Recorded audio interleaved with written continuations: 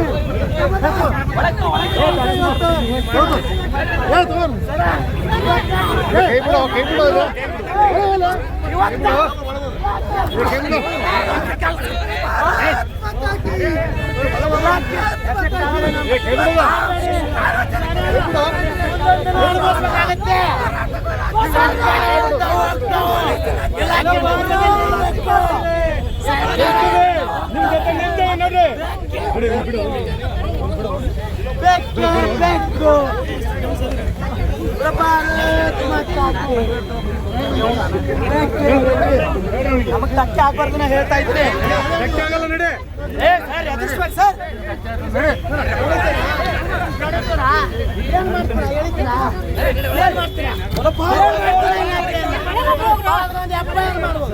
ಏನ್ ಮಾಡ್ತೀರಾ? ಇಲಾಖೆ ಇಷ್ಟೆಲ್ಲ ಆಗಿದೆ, ಇದರಿಂದ ರಾಜ್ಯದ ಉನ್ನಾರ ಏನಿದೆ? ಇಲಾಖೆ ಯಾಕೆ ಹೋಗ್ಬೇಕು? ನೀವು ಸರ್ಕಾರವನ್ನು ನೋಡಿ ನಮ್ಮನ್ನು ಅರೆಸ್ಟ್ ಮಾಡಬೇಕು. ವಿದ್ಯಾರ್ಥಿಗಳ ಪರವಾಗಿ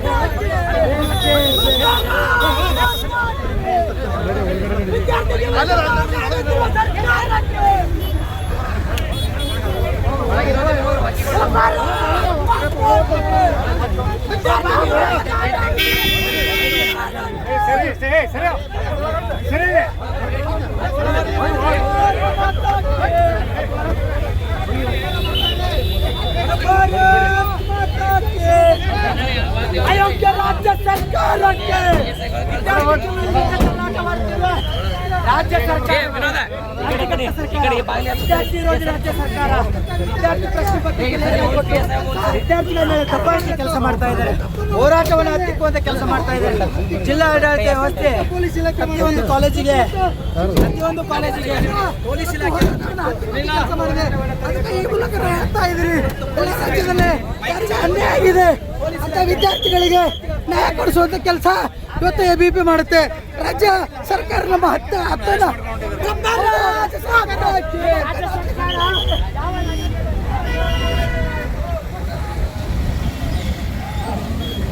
ಕ್ಲಿಯರ್ ಮಾಡಲ್ಲ.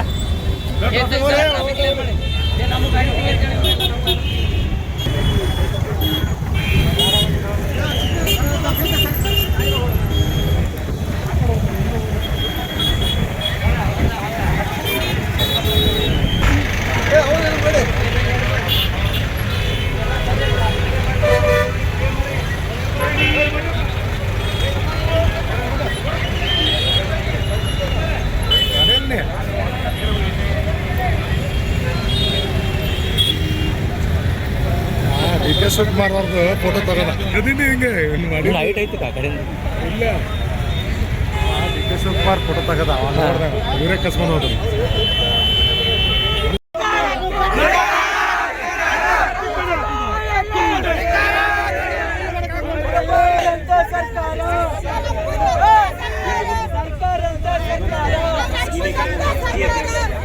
ಹೋರಾಟ ತಪ್ಪಿದೆ ಸರ್. ನಡುವೆ ಬಂದಿತ್ತು ಅಂತ ಪೊಲೀಸ್ ಇಲಾಖೆ ಮಾಡಿದೆ.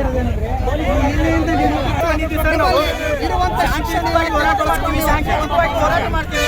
ನಾವು ನಮ್ಮ ಮನವಿ ಏನೈತಿ ಸಲ್ಲಿಸ್ತೀವಿ ಅಂತೇಳಿ ನಿಮ್ಮ ಮಾತು ಕೊಟ್ಟು ರಾತ್ರಿ 12 ಕಾಡ್ಸಿದ್ದೀರಾ. ನಿನ್ನೆನೂ ಕೂಡ ನಮ್ಮನ್ನು ಕಾಡ್ಸಿದ್ದೀರಾ. ನಿನ್ನೆನೂ ಕೂಡ 12 ಗಂಟೆಗೆ ಬಂದು ನೋಟಿಸ್ ಇಶ್ಯೂ ಮಾಡಿದ್ರು ಸರ್. 12 ಗಂಟೆಗೆ ಬಂದು ನೋಟಿಸ್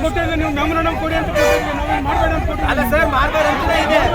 ನಮ್ಮ ಮನವಿಯಲ್ಲಿ ಏನಿದೆ ನೋಡಿ ಸರ್, ಅದು ಆಗಿರೋ ಕೂಡ DDP ಅವರಿಗೆ ನೀವು ಏನು ಯಾವ ರೀತಿ ಅವ್ರನ್ನ ಮ್ಯಾನಿಪ್ಯುಲೇಟ್ ಮಾಡಿ ಅಲ್ಲಿರ್ತಕ್ಕಂಥ ವಿದ್ಯಾರ್ಥಿಗಳಿಗೆ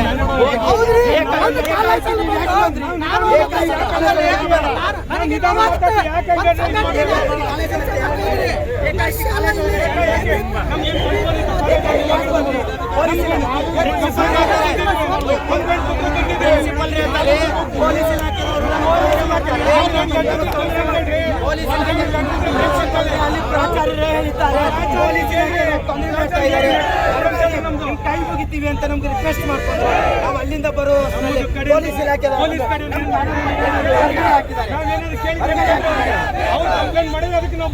ಕಂಪ್ಲೇಂಟ್ ಮಾಡಿ ಸರ್.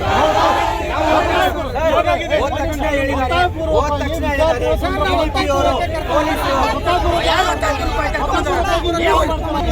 ಹೆದರಿಕೆ ಹೋಗಿ ಮಾಡುವಂತ ಕೆಲಸ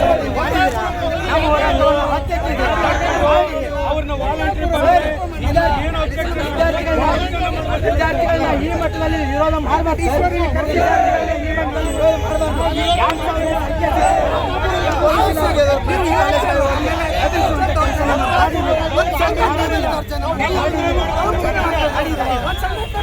ಸರ್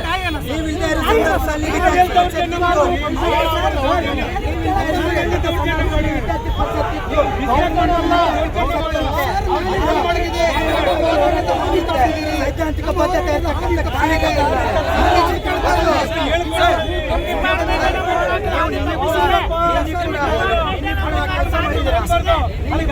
ಕೇಸ್ ಹಾಕ್ತೀವಿ ಅಂತ ಹೆದರಿಸ್ತೀರಾ, ಹೆದರಿಕೆ ಹಾಕ್ತೀರಾ, ಕೇಸ್ ಹಾಕ್ತೀವಿ ಅಂತ ಹೇಳ್ತೀರಾ, ಸರ್ ನಾನು ಹೇಳ್ತಾ ಇರೋದೇನು ಸರ್,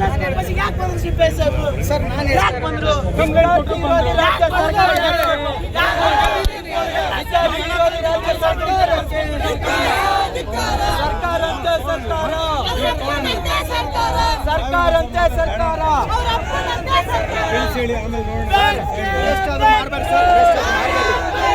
ಮಾಡಬೇಡಿ ಸರ್, ಇಲ್ಲಿಗೆ ಮುಗಿಯುವಂತ ಹೋರಾಟ ಅಲ್ಲ. ನಾವು ನಿನ್ನೆ ನಾವು ನಿಮ್ಗೆ ಏನ್ ಮಾತು ಕೊಟ್ಟಿದ್ದೀವಿ, ಶಾಂತಿಯುತವಾಗಿ ಹೋರಾಟ ಸರ್, ನಾ ಹೇಳ್ತೀನಿ ಸರ್, ಶಾಂತಿಯುತವಾಗಿ ಹೋರಾಟ ಮಾಡ್ತೀವಿ ನಾವಂತ ಇಲ್ಲಿ ಮನವಿ ಮಾಡ್ಕೊಂಡು ಬಂದಿವಿ. ಸಾಹೇಬರಿಗೆ ಯಾವ ಸಾಹೇಬರಿಗೆ ಒಟ್ಟಿಗೆ ಎಲ್ಲ ಇಲ್ಲ ಸರ್, ನೀವೇ ದಾರಿ ತಪ್ಪಿಸಿದ್ದು, ನೀವೇ ಅದನ್ನ ಹೋರಾಟವನ್ನು ಹತ್ತಿಕ್ಕುವಂತ ಕೆಲಸ ಯಾಕೆ ಸರ್ ನೀವು ಹತ್ತಿದ್ದೀರಾ? ನೀವು ಒಳಗಡೆ ಕಾಲೇಜ್ ಪಟ್ಟಣದೊಳಗೆ ಬಂದ ನಮ್ಮ ಕಾಲೇಜ್ ಹಿಡ್ಕೊಂಡ್ಬರ್ದು ಅವಶ್ಯಕತೆ ಇತ್ತ? ಅವಶ್ಯಕತೆ ಇತ್ತ?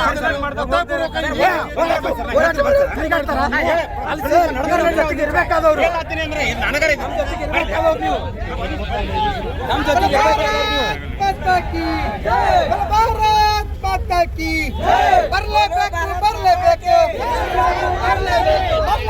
ಬರಲೇಬೇಕು. ಇಲ್ಲಿ ಒಬ್ಬೊಬ್ಬ ಕಾರ್ಯಕರ್ತರು ಒಬ್ಬೊಬ್ಬ ಕೋಟಿ ಕೋಟಿ ಸಂಖ್ಯೆಗೆ ಸಮ. ವಿದ್ಯಾರ್ಥಿ ಶಕ್ತಿ ಅಂದ್ರೆ ರಾಷ್ಟ್ರದ ಶಕ್ತಿ.